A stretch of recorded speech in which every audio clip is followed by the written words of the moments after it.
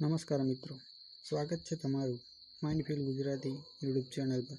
આજે આપણે વાત કરવા જઈ રહ્યા છીએ એક એવા વિષય પર જે દરેક માનવીના હૃદયમાં ઈચ્છા હોય છે, સફળતા।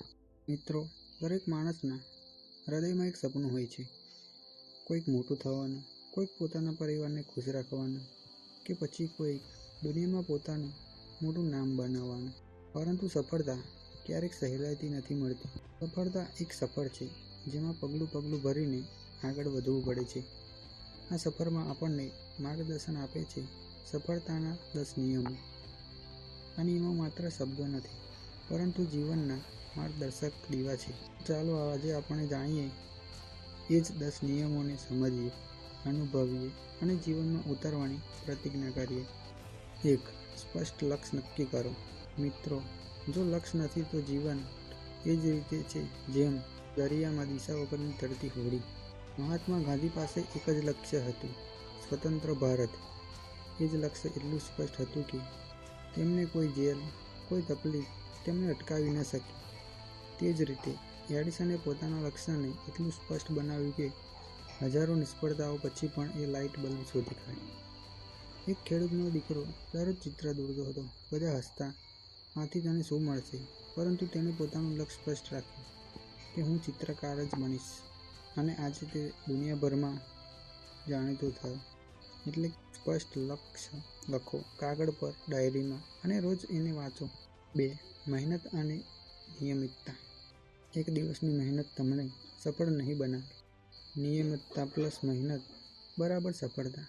એપીજે અબ્દુલ કલામ પાસે પૈસા ન હતા, પણ સમાચાર પત્ર વેચીને અભ્યાસ કર્યો, રોજ થોડું પણ નિયમિત શીખતા રહ્યા। અંતે તેઓ ભારતના રાષ્ટ્રપતિ બન્યા। એક કુંભાર રોજ માટીના ઘડા બનાવે છે, એક ઘડો તૂટે છે, બીજું આંખો બને છે, પરંતુ દરરોજના પ્રયત્નને એક દિવસ એવો આવે છે કે તેનો બનાવેલો ઘડો રાજમહેલમાં શોભે છે। 3. આત્મવિશ્વાસ રાખો। દુનિયા તમને નકારશે, પરંતુ જાત પર વિશ્વાસ છે તો જીત તમારી છે।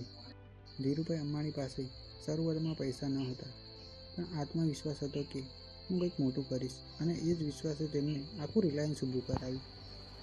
એક યુવાનને બધા કહેતા કે તું IAS નથી બની શકતો, પરંતુ તેણે કહ્યું હું જરૂર બનીશ। અનેકવાર નિષ્ફળ થયો, પરંતુ આત્મવિશ્વાસે આખરે તેને સફળ બનાવ્યો। એટલે પહેલાં તમે જાતને માનો, પછી દુનિયા તમને માનશે। 4. સકારાત્મક વિચારધારા। મુશ્કેલીઓ આવશે, પરંતુ સકારાત્મક મન જ તેનો ઉકેલ શોધે છે। જેમ કે થોમસ એડિસન 1000 વાર નિષ્ફળ થયા, છતાં કહ્યું હું નિષ્ફળ નથી થયો, મેં 1000 નવી રીતો શોધી છે। એક માણસ અડધી ભરેલી બોટલને જોઈને કહે છે, અરે આ તો અડધી ખાલી છે, અને બીજો માણસ એ જ ખાલી બોટલ જોઈને કહે છે, અરે અડધી ભરેલી છે। એ જ છે પોઝિટિવ થિંકિંગ। એટલે કે જીવનમાં સકારાત્મક નજર રાખશો તો તકલીફો પણ તક બની જશે। 5. શીખવાની તરસ રાખો। સફળ લોકો હંમેશા શીખતા રહે છે। વોરન બફેટ દરરોજ 5-6 કલાક વાંચે છે, બિલ ગેટ્સ દરરોજ નવા વિષય શીખે છે। એક વૃદ્ધ ગાયકને પૂછવામાં આવ્યું કે તમે આ ઉંમરે પણ શીખો છો, કેમ? તેણે હસીને કહ્યું, કારણ કે હું હજી પણ શ્રેષ્ઠ બનવાનો પ્રયત્ન કરી રહ્યો છું। 6. સમયનું મેનેજમેન્ટ। સમય બરાબર જીવન। સમય ગુમાવવો એટલે જીવન ગુમાવવું। સ્ટીવ જોબ પોતાના દિવસની મિનિટ પ્રમાણે યોજના બનાવે છે। એલોન મસ્ક પોતાના સમયને 5 મિનિટના બ્લોકમાં વહેંચે છે। 2 વિદ્યાર્થીઓ હતા, બંનેમાંથી એકેય વિદ્યાર્થીને સમયની કિંમત નહોતા સમજતા, આખો દિવસ બસ મોબાઈલમાં જ વેડફી નાખતા। બીજાએ સમયનું આયોજન કર્યું, પરિણામે બીજો સફળ થયો અને પહેલો પાછળ રહી ગયો। એટલે કે સમયને કાબૂમાં કરી લો, નહીં તો સમય તમને કાબૂમાં લઈ લેશે। 7. નિષ્ફળતાને સ્વીકારો। નિષ્ફળતા એ રસ્તો નથી, નિષ્ફળતા એ રસ્તો છે, અંત નહીં। માઇકલ જોર્ડન કહે છે, મેં હજારો શોટ ચૂકી દીધા છે, એ જ કારણ છે કે હું શ્રેષ્ઠ છું। એક છોકરો સાયકલ ચલાવતા પડતો, ઊભો થતો અને બધા હસતા, પરંતુ તે રોજ પ્રયત્ન કરતો।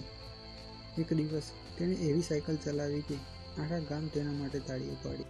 એટલે નિષ્ફળતા તમને બનાવે છે, તોડતી નથી. 8. સારા લોકો સાથે રહો. તમારો સાથ જ તમારું ભવિષ્ય નક્કી કરે છે. પાંડવો કૃષ્ણના સાથમાં હતા એટલે તેઓ જીત્યા, અને દુર્યોધન ખોટા મિત્રોના સાથમાં હતો એટલે તેઓ હાર્યા. એક છોકરો ખરાબ મિત્રોની સાથે રહેતો તે પણ ખરાબ આદતોમાં પડી ગયો, અને બીજો સારા મિત્રોની સાથે રહેતો, અંતે તેઓ જીવનમાં ખૂબ આગળ વધ્યા. 9. નવીનતા અને સર્જનાત્મકતા. જૂની રીતો પુનરાવર્તન કરતાં નવું વિચારો. એલોન મસ્કે વિચાર્યું, માનવજાત મંગળ પર રહી શકે છે. આજે સ્પેસએક્સ એ સપનું હકીકતમાં ફેરવી રહ્યો છે. એક વેપારી દુકાનમાં દર વર્ષે એક જ પ્રોડક્ટ વેચતો હતો. નવું કંઈ ન લાવ્યો એટલે ગ્રાહકો ઘટી રહ્યા.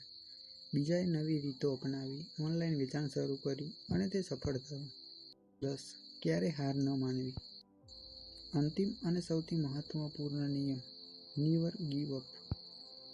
જેમ કે નેલ્સન મંડેલાએ 27 વર્ષ જેલમાં પસાર કર્યા, છતાં હાર ન માની, અંતે દક્ષિણ આફ્રિકા સ્વતંત્ર થયું. હજારો નિષ્ફળતા પછી પણ એક સફળતા બધું બદલાવી દે છે. મિત્રો, સફળતા એ ચમત્કાર નથી, સફળતા એ નિયમોનું પાલન છે. એટલે સ્પષ્ટ લક્ષ્ય રાખો. સ્પષ્ટ લક્ષ્ય રાખો. દરરોજ મહેનત કરો. જાત પર વિશ્વાસ રાખો. સકારાત્મક રહો. શીખતા રહો. સમયની કિંમત કરો. નિષ્ફળતા સ્વીકારો. સારા લોકો સાથે રહો. કંઈક નવું વિચારો. ક્યારેય હાર ના માનો. જો તમે આ નિયમોને જીવનમાં ઉતારશો તો સફળતા તમારા પગ ચૂમશે. મિત્રો, આ ઓડિયો બુક તમને ગમી હોય તો એને લાઈક કરો, શેર કરો અને હા, માઇન્ડફિટ ગુજરાતી યુટ્યુબ ચેનલને સબસ્ક્રાઈબ કરો. યાદ રાખો, સફળતા ક્યારેય દુર્ઘટના નથી, સફળતા હંમેશા એક નિર્ણય છે. તમે પણ આજે જ નિર્ણય લો અને તમારા સપનાઓનું હકીકત બનાવો. આભાર મિત્રો, જય હિન્દ.